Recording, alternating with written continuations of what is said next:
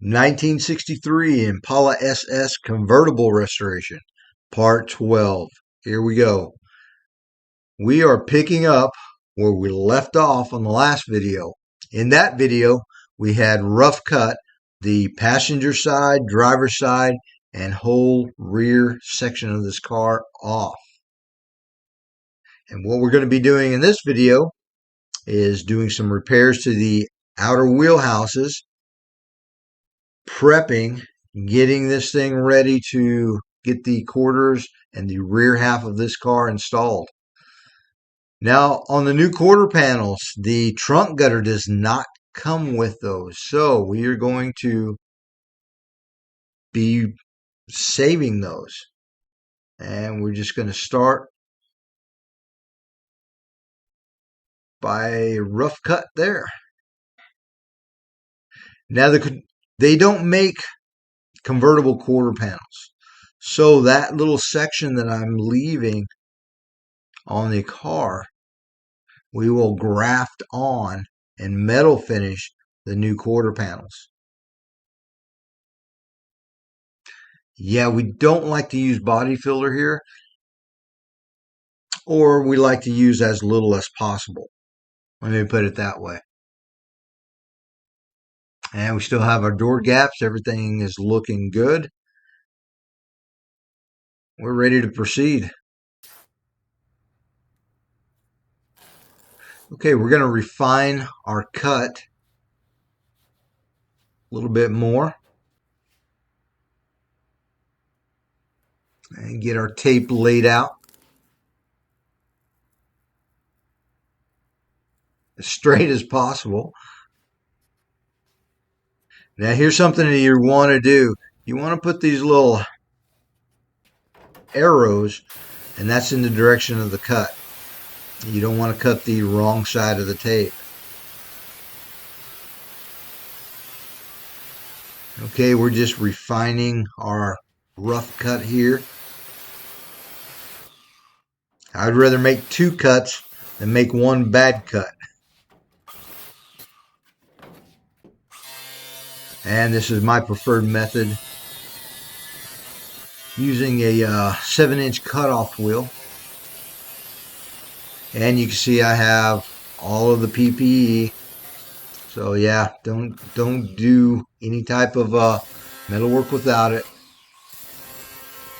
Now here is a very critical area. We don't want to make a mistake here, because we are going to be separating the remnant of the old quarter panel from the trunk gutter.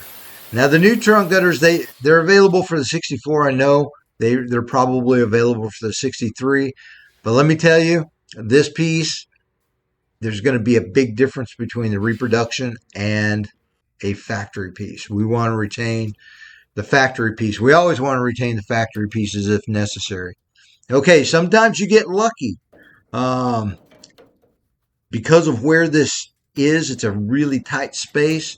A lot of times the factory resistance welds aren't that great, and you can just peel that right off.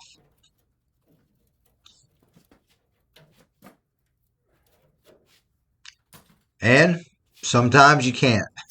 So what we're going to do is get our air hammer in there with our chisel bit. Now that's an auto body chisel bit. It's made for separating body panels.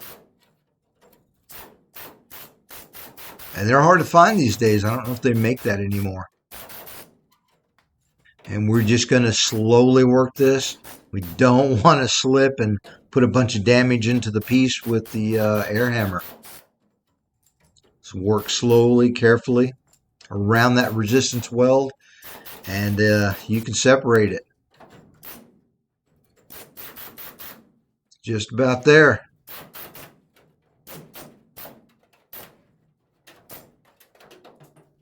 Okay. Now it leaves behind these little half weld nuggets, I guess you want to call them. Now we're going to dress those down flush and carefully not get into that lip there. And then we'll be able to reuse this piece. Now, before it's all said and done, we're going to come back and prep this trunk gutter and get it, probably put it in a POR 15. That's what I like to use. Or you could use a weld-through primer, either one. Something with zinc. Weld-through primer has zinc in it. We're going to get that dressed down real nice. And notice the angle. We don't want to gouge the metal. We don't want to put big divots in it. And there it is. That piece is saved and reusable. Okay, so now we're moving to the door jamb area. And we're going to be removing the remnant of the quarter panel from this area. And we're going to start by making our cut there in this area. Now there's a 90-degree bracket directly behind the quarter panel. You don't want to cut into that.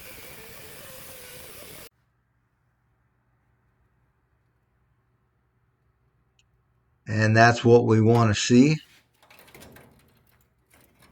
Peeling that back. Okay, so whoever put this quarter panel on, yeah, they didn't even weld it. The bottom wasn't even attached by welds, by anything. So that just pulls right out of there. There's some quality work. And you can see we're going to be refinishing some of the inner structure there. Okay, moving on. Now we're carefully using the air hammer with the chisel bit to remove the last remnant of the quarter panel. And again, we really want to take care here. We don't want to do a lot of damage with the air hammer. And I like this method so much better than drilling out the resistance welds. Whichever you prefer, but my way is quicker, faster, and leaves a better result. Because now we don't have holes. We have a solid backing. And we're just dressing down that area, getting it prepped. Okay, so we'll move on to getting the rest of that quarter panel off of the outer wheelhouse. And we'll be doing some repairs to the outer wheelhouse. We'll be rebuilding the whole bottom section of that.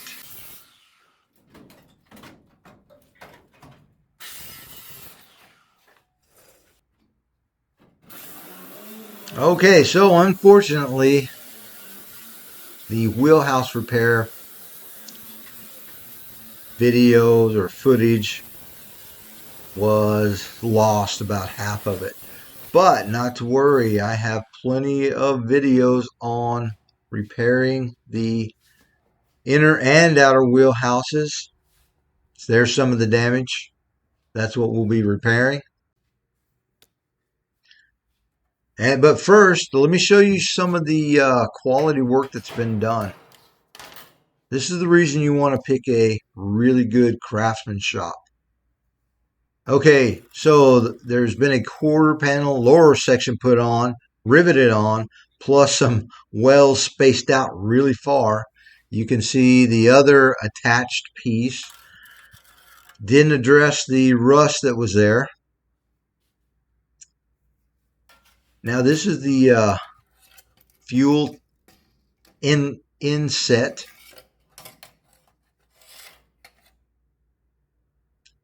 You can see a lot of the quality work that's been done there. This was barely attached. It was actually held in place by these little sheet metal brackets and pop rivets. Then they just coated the outside in, I don't know what that is, over the rust. And this is the previous, we'll say, craftsman's idea of a patch panel. Yeah, brass rivets.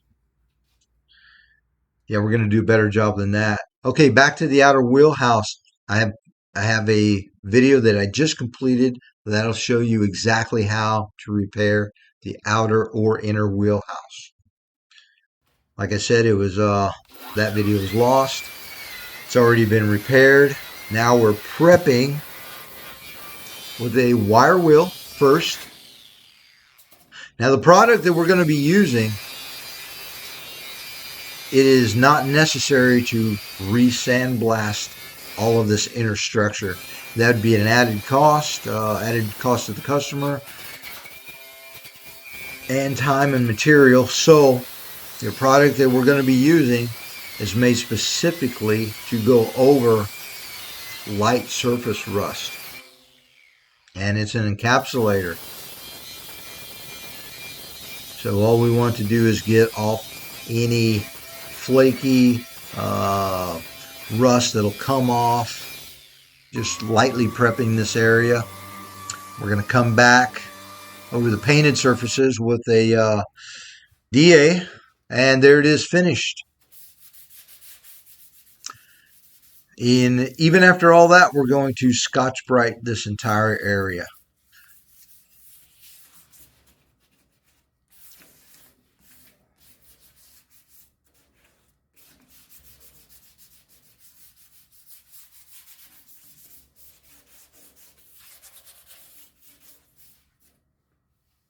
And the product that I use, it is an encapsulator. It happens to be POR 15.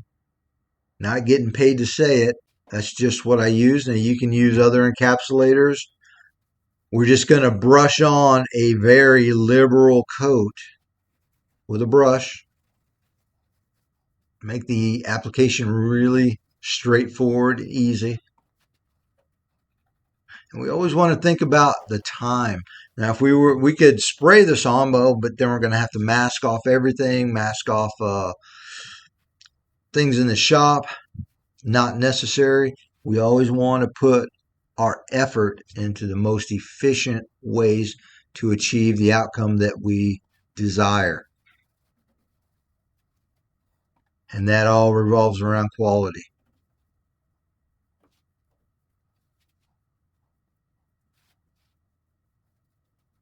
And this part's never going to be seen, but regardless, we're going to do the best job that we can. The best craftsman job that we can. And we're just working that all in there.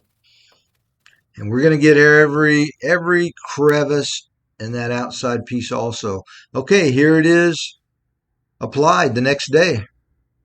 And we're ready to go to the next step.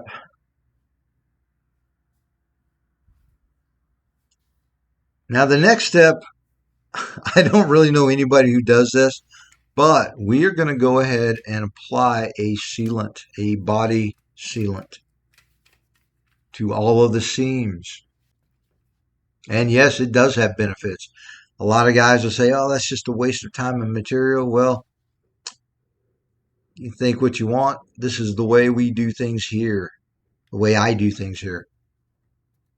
And it doesn't take that much extra time. Helps with noise reduction and just adds to the rigidity of everything.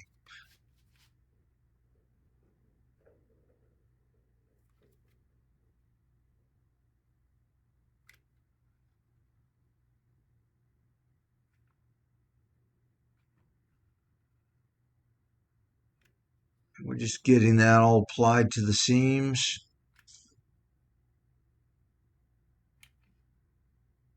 Okay, we're about finished. We're at a stopping point. There it all is. Repairs have been done. We are prepped and the quarter panel is ready to be installed. Hey, check us out on part 13. As always, thanks for supporting the channel. Thanks for watching. Hit that like and subscribe.